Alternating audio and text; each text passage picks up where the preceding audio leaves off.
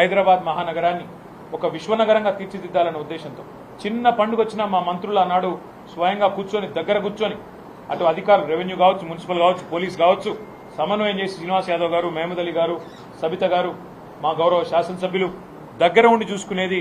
చిన్నపాటి నొక్కు కూడా పడకుండా, ఎక్కడ చిన్నపాటి ఇబ్బంది కూడా కాకుండా, ట్రాఫిక్ అంతరాయం కాకుండా, ఫార్ములా రేస్ కావచ్చు, లేదా ఒక గణేష్ నిమజ్జనం కావచ్చు, లేదా మొహర్రం ఊరేగింపు కావచ్చు, బోనాల పండుగ కావచ్చు, ఏదైనా కూడా శాంతియుతంగా చేసినాం. చివరికి సినిమాల కోసం జరిగే ప్రీ రిలీజ్ ఈవెంట్లకు కూడా అంత జాగ్రత్తగా ఎక్కడ ఇబ్బంది లేకుండా చేసిన ఘనత మా ప్రభుత్వానికి.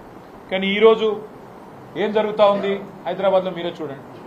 నిన్న పాపం జూనియర్ ఎన్టీఆర్ గారి సినిమా ఆయన ఇక్కడ ఏదో రిలీజ్ ఫంక్షన్ పెట్టుకుంటే దాన్ని కూడా కనీసం నిర్వహించలేని అసమర్థత, గంట్లాంటి పరిస్థితిలోకి ఇలా ఈ నగరం వెళ్ళిపోయింది.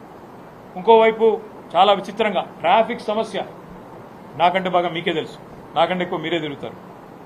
గతంలో ఎట్లా ఉండేది ట్రాఫిక్ మేనేజ్మెంట్, ఇవాళ ఎట్లా ఉండేది అనేది ప్రజలందరికీ తెలుసు. హైదరాబాద్ గంటలు గంటలు ట్రాఫిక్లో ఇరుక్కొని పోయే పరిస్థితి వచ్చింది.